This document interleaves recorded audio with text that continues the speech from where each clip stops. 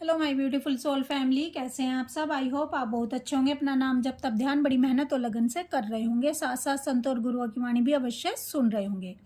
तो चलिए गाइस, आज हम देखने वाले हैं, मुझे आज ऐसा लग रहा है कि डिवाइन मैस्कुलाइन के साथ साथ हमारे डिवाइन भी बहुत ही अच्छे मूड में है, बहुत ही रोमांटिक मूड में है, क्योंकि मुझको 6 नंबर बार बार पॉपअप हो रहा है और एक सॉन्ग जो बार बार मेरे दिलो दिमाग में छा रहा है।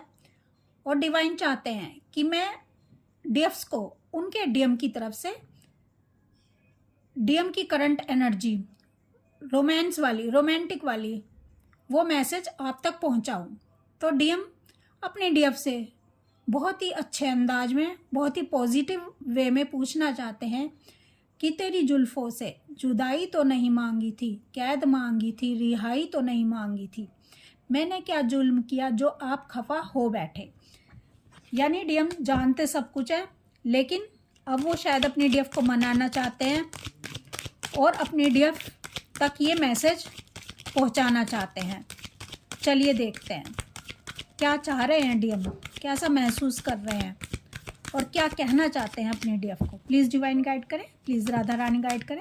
गाइज, अगर आप मुझसे पर्सनल गाइडेंस या रीडिंग चाहते हैं, आप जानना चाहते हैं कि आपके डीएम आपसे कांटेक्ट क्यों नहीं कर रहे हैं, आपके डीएम की करंट एनर्जी क्या है, या थर्ड पार्टी कार्मिक के साथ उनका कैसा चल रहा है, आपके डीएम इस समय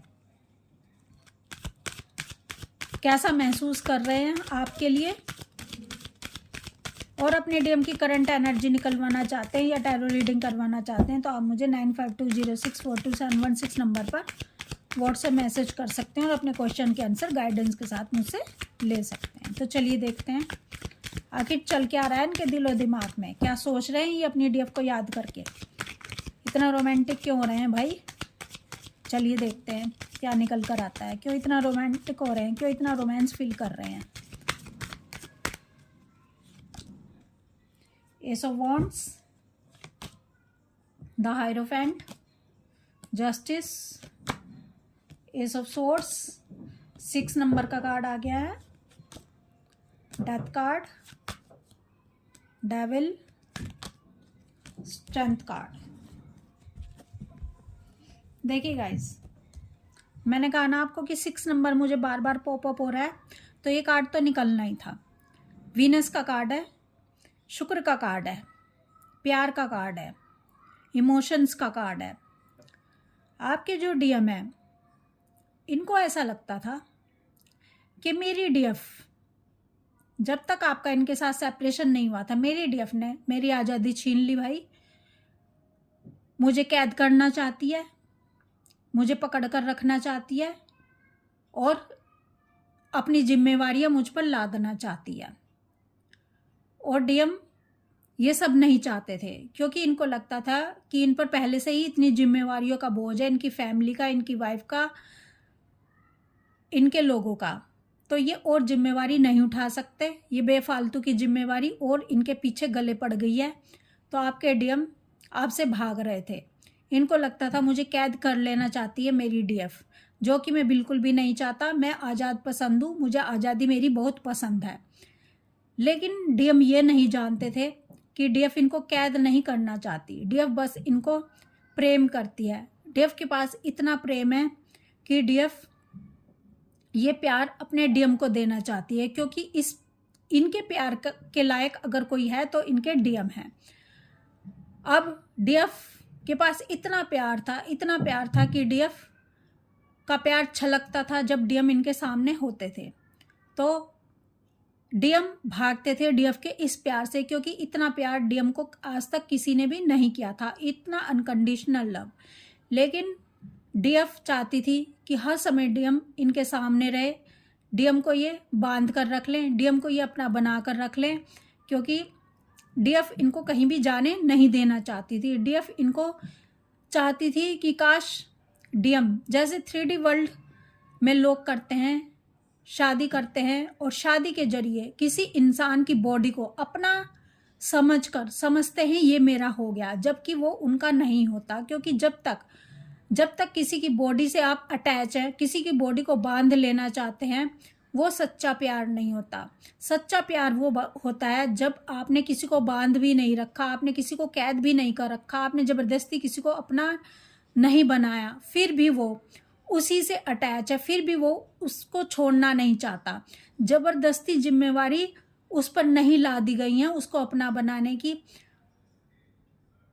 वो फिर भी उसी का है। भले ही उसको रिहाई मिल जाए, भले ही उसको वहाँ से उस कैद से आज़ाद हो जाए, यानी जो शादी की कैद होती है उससे आज़ाद हो जाए, वो स्वतंत्र हो जाए कहीं भी जाने का, कहीं भी आने का, किसी के साथ भी रहने का। लेकिन अगर वो इंसान जो आपका है, आप उसको पूरी आज़ादी दे देते हो, आप उसको पूरी तरह से रिहाई दे देते हो, आप उसको कैद करके नहीं रखते हो।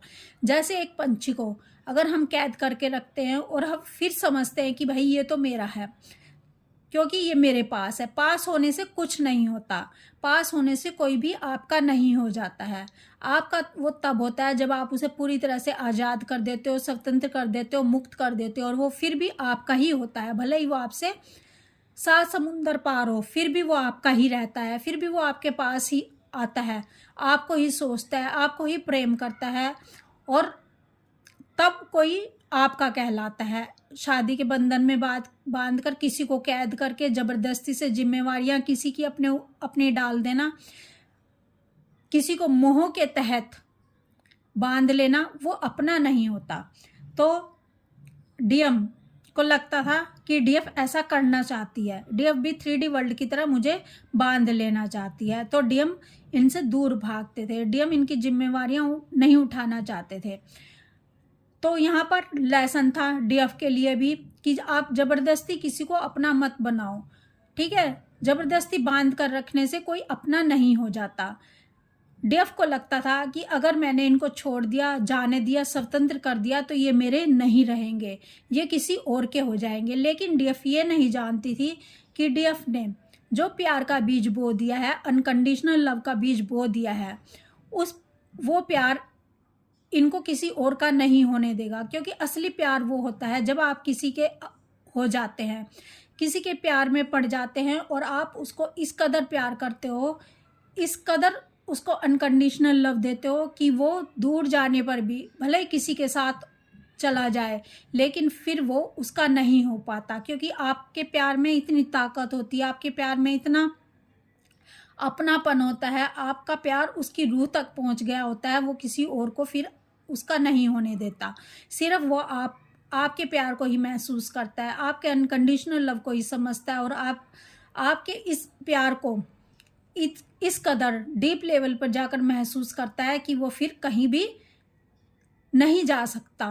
क्योंकि आपने उसको बाहर से कैद नहीं किया है, आपने उसके आत्मा को अपना बना लिया है, आप उसकी आत्मा तक, रूह तक जा पहुँचे हो। फिर बताओ, कोई भी इंसान दूर होने पर, 7 समुंदर पार होने पर कैसे किसी और का बन सकता है। तो ये डीएफ के लिए एक लेसन था कि आप मोह में ना पड़ें, आप किसी को ज़बरदस्ती अपना ना बनाए, अगर वो आपका होगा तो आपके पास आएगा ही आएगा। और डीएम के लिए ये लेसन था कि आपको डीएफ ने नहीं बांधा, आप अपने काम से, क्रोध से, लोभ से, मोह से, माया से, असली बंधन आपके ये हैं।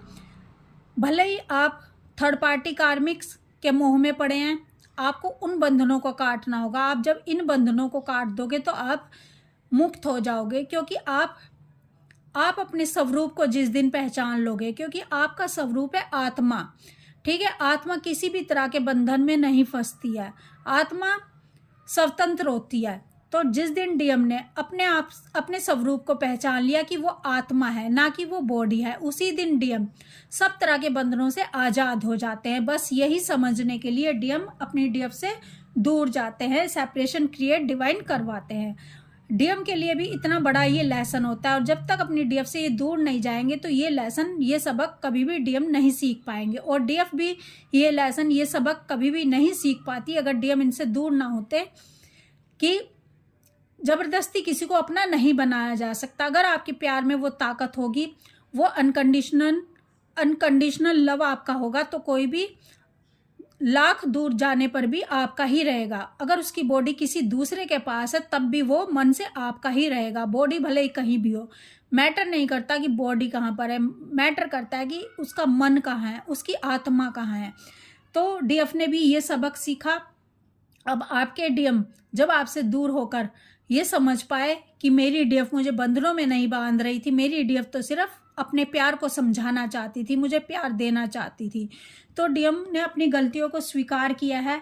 डीएम ने जान लिया है कि सच्चा प्यार क्या होता है, मेरी डीएफ का प्यार क्या है और स्वार्थी लोगों का प्यार क्या है। जब उन्होंने अंतर जान लिया है तो आपके डीएम के पास अब और कोई चारा नहीं है कि डीएफ को किस तरह से मनाया जाए। अब वो जानते सब हैं कि उन्होंने बड़ी बड़ी गलतियां की है, लेकिन वो अपनी डीएफ के सामने ये दिखाना नहीं चाहते, ईगो के कारण ये बताना नहीं चाहते कि हाँ उनसे बहुत बड़े बड़े गलतियां हुई हैं, बहुत बड़े बड़े पाप हो गए। उन्होंने एक ऐसे इंसान को दिल दुखा दिया है जो बहुत ही प्योर था अपने डीएफ का, तो उन्हें इन कर्मों की सजा मिली है थर्ड पार्टी कार्मिक से। वो ये दिखाना नहीं चाहते, बस अपनी डीएफ को अब मनाने के मूड में है, अपनी डीएफ को अपना बनाना चाहते हैं और आपसे पूछना चाहते हैं कि भाई देखो, तुम भले ही अब मुझे अपना मानो या ना मानो, तुम मुझसे दूर चली गई हो, ठीक है, मैं तुमसे दूर गया था लेकिन तुम भी मुझसे दूर चली गई। तुमने भी अपनी ताकत का अंदाजा मुझे करवा दिया है कि तुम भी कोई कमज़ोर नहीं हो, ठीक है। मैंने सिर्फ सेपरेशन क्रिएट किया था जानने के लिए, समझने के लिए। डिवाइन से कुछ क्वेश्चन के आंसर चाहता था, कुछ जानना समझना चाहता था, चिंतन मनन करना चाहता था, इस रिश्ते को पहचानना चाहता था। लेकिन तुम तो कुछ ज़्यादा ही नाराज़ हो गई। मैंने तुमसे कैद मांगी थी, रिहाई तो नहीं मांगी थी कि सदा सदा के लिए तुम मुझे अपने प्यार से दूर कर दो, अपनी कैद से दूर कर दो, और तुम्हारी जुल्फों से जुदाई तो नहीं मांगी थी। मैंने ऐसा क्या जुल्म कर दिया जो आप इतना खफा हो गई हो? तो डीएम जानते समझते तो सब है, लेकिन फिर भी ये अब आपको मनाने के मूड में है।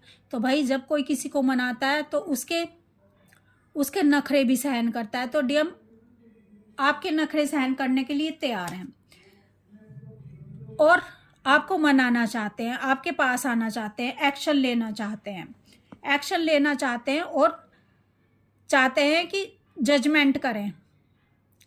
जजमेंट करने के लिए इनको कमिटमेंट देनी होगी या मैरिज प्रपोजल देने होंगे जिनकी मैरिज नहीं हुई है।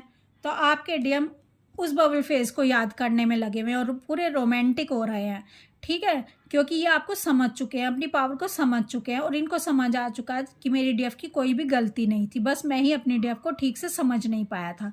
तो भाई ये इस समय बहुत रोमांटिक मूड में है, ये रातों को आपको याद कर रहे हैं और उन पलों को याद कर रहे हैं जब आप दोनों ने रोमांस किया था, जब आप दोनों बबल फेज में थे। तो अब ये आपके पास आना चाहते हैं, ठीक है, ये आपके पास आकर आपको कमिटमेंट देना चाहते हैं और उन पलों को फिर से आपको याद दिलाना चाहते हैं कि आप तो बिल्कुल भूल ही गई हो कि हमने कौन सा समय स्पेंड किया था एक दूसरे के साथ, ठीक है, कितने अच्छे पलों को हमने बिताया था और किस कदर हम दोनों एक दूसरे को समर्पित हुए थे। तो आपको ये याद दिलाना चाहते हैं कि आप बिल्कुल ही कठोर बन गई हो, आप थोड़ा सा नरम हो जाओ, आप थोड़ा सा तेवर कम कर लो अपने और इतना गुस्सा मत करो। और मैं मानता हूँ मेरी गलतियाँ थी, लेकिन अब मैं तुम्हें मनाऊंगा, ठीक है, क्योंकि तुम मेरी हो और तुम मुझसे दूर नहीं जा सकती हो। तुम मेरी हो, मेरी चीज़ हो और मैं तुमसे कोई तुम्हारी चीज़ नहीं मांग रहा हूँ, मैं तुमसे मेरी चीज़ मांग रहा हूँ क्योंकि तुम मेरी और सदा मेरी थी। तो आपके डीएम को अब सब समझ आ गया है, सब इन्होंने एहसास कर लिया है, सब इन्होंने अनुभव कर लिया है, क्योंकि अनुभव के बिना आप इनको समझाने में लगे हुए थे, अपने प्यार को साबित करने में लगे हुए थे। और जब तक डीएम खुद अनुभव नहीं कर लेते, उन चीज़ों को खुद महसूस नहीं कर लेते, उस दर्द को खुद महसूस नहीं कर लेते जिस दर्द को आपने महसूस किया था, तब तक डीएम आपकी बातों को समझते नहीं हैं, आपसे दूर भागने की कोशिश करते हैं। और जिस दिन सब अनुभव कर लेते हैं, सब बातें समझ लेते हैं, सारा दर्द महसूस कर लेते हैं कि अनकंडीशनल लव क्या होता है, तब डीएम बिन बुलाए ही आपके पास आना शुरू कर देते हैं। फिर डीएम आपके पास रहना चाहते हैं, आपके कैद में रहना चाहते हैं, तो ये आपसे जुदाई नहीं चाहते हैं। तो आपके डीएम अब आपको मनाने में लगे हुए हैं कि मैंने ऐसा क्या जुल्म कर दिया जो आप इतनी नाराज हो गई हो। मैं आपसे दूर नहीं जा सकता और ना मैं आपको दूर जाने दूंगा। क्योंकि ये आप पर अपना हक समझते हैं।